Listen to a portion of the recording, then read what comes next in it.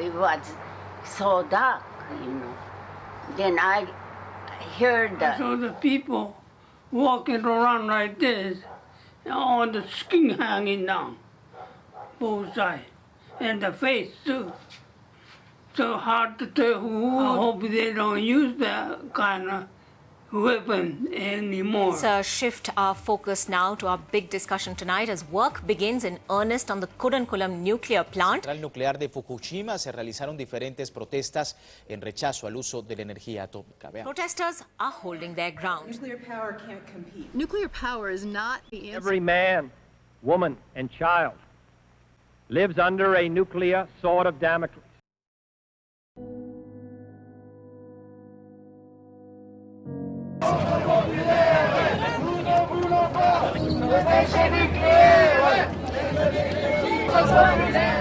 The existence of negative attitudes towards nuclear energy has long persisted since nuclear weapons were first used, but irrefutably, nuclear energy remains one of humanity's cleanest and most effective means of power generation. 440 reactors provide a tenth of global power supply.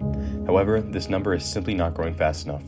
Convincing the general population presents a sizable challenge, as frequent fears and widespread concerns often dissuade public support.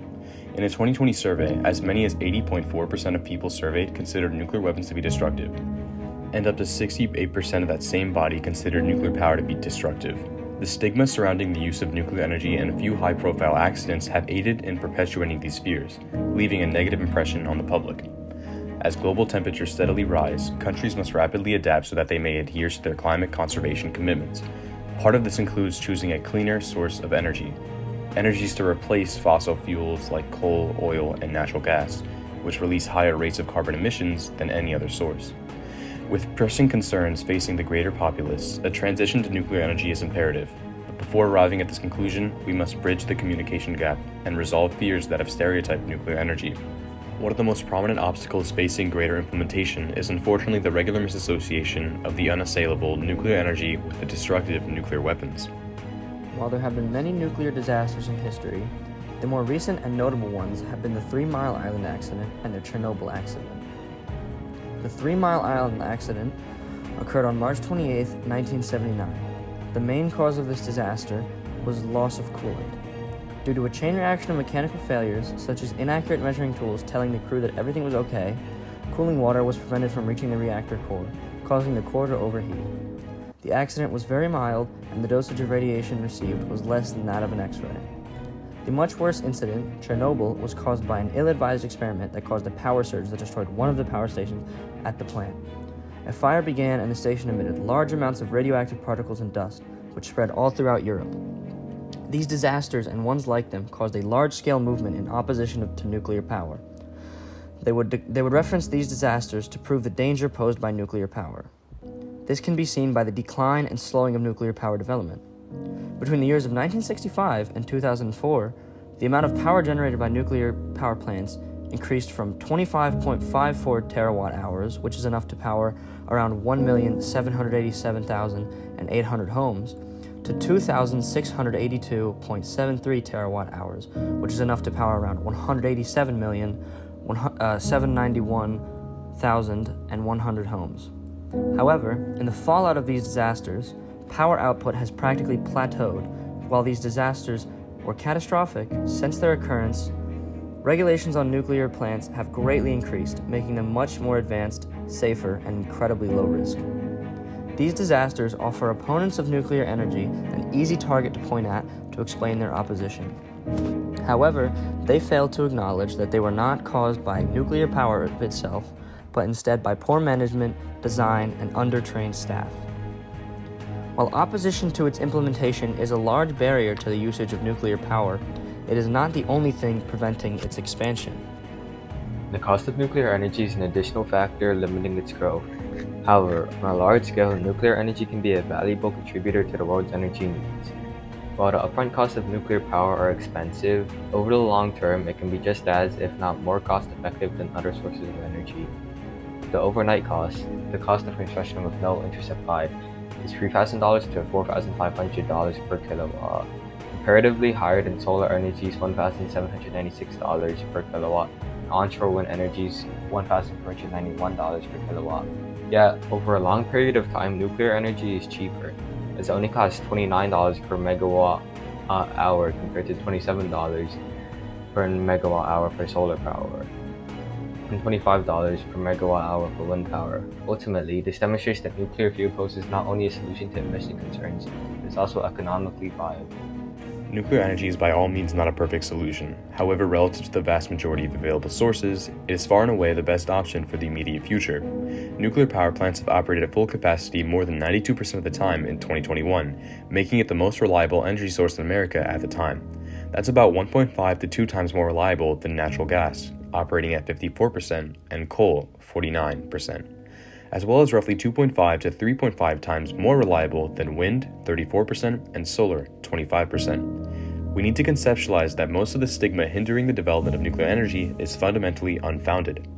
To begin with, nuclear energy does not directly produce air pollution or any greenhouse emissions. The current methods of producing electricity through nuclear energy is nuclear fission and fusion. The main method of producing electricity is through nuclear fission in countries throughout the world like the US and France. Nuclear fission is when a neutron atom slams into a larger atom like plutonium or uranium, which are both radioactive, to release additional neutrons, causing a chain reaction producing massive amounts of energy. The massive amounts of energy are used to heat up water into steam, and this steam is used to spin a turbine and produce electricity. Nuclear waste is a worry amongst the public. However, nuclear waste is nothing to actually worry about. Nuclear fission produces tiny amounts of high-level waste for energy. On average, 5 grams of high-level waste is enough for a person's electricity for an entire year. Most of the nuclear waste is low-level and completely harmless, and it usually consists of tools. 3% of the volume of waste is high-level, as in very radioactive, and contains 95% of the radiation. Nuclear waste is actually recyclable. France, Japan, Germany, Belgium, and Russia use plutonium recycling to generate even more electricity, making the process more efficient. The switch to nuclear energy will definitely lower emissions, as nuclear energy has proven its reliability. In the US, 18.2% of its electricity was generated through nuclear energy in 2022, and nuclear fission has been producing electricity for decades in the US. While there are other viable carbon-free alternatives to nuclear power, like hydro, geothermal, solar, and wind power, there are often issues that come along with them.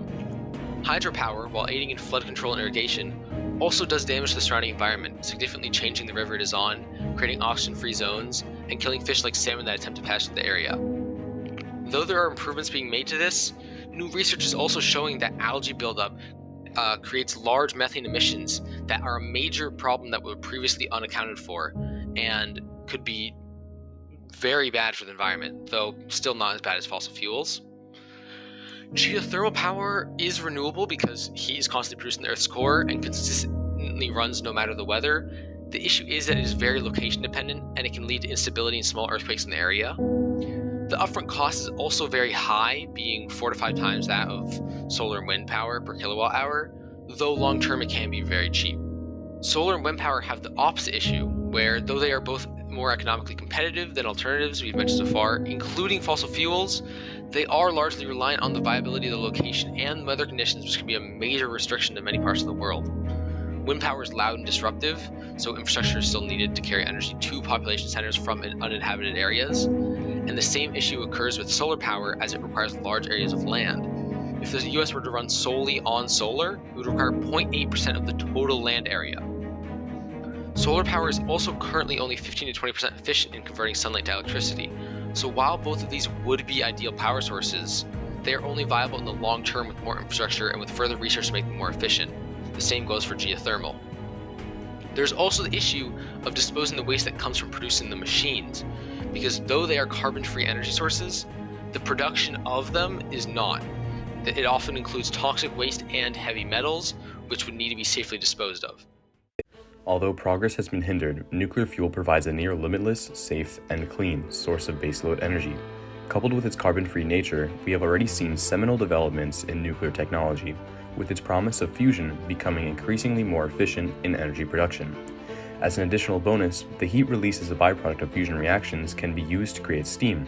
This mechanical energy can, in turn, spin turbines and generate electricity, unearthing the possibility of applying wind power in nuclear systems.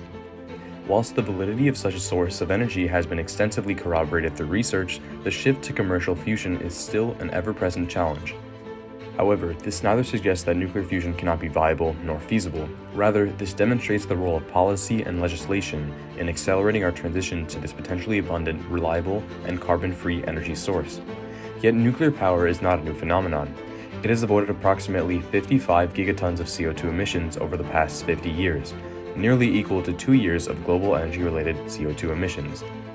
Despite this contribution and rapid growth in renewables, energy-related CO2 emissions hit a record high in 2022, demonstrating how electricity demand continues to outpace increases in low-carbon power. This now prompts the question of whether adjustments should be made to legislation or the principles we strive for fundamentally. Moreover, it highlights the sheer importance science plays in the mitigation of climate concerns and just how much the disconnect between politicians and scientists can influence unfavorable outcomes. The prospect of nuclear energy calls upon a new generation to seek out its promise of a cleaner, more economically viable manner of power generation. Through the collaboration of legislation and scientific breakthroughs, we can hope to subside unfound stigma and reinvigorate an aging nuclear fleet, accelerating the transition into a new, more sustainable era of energy.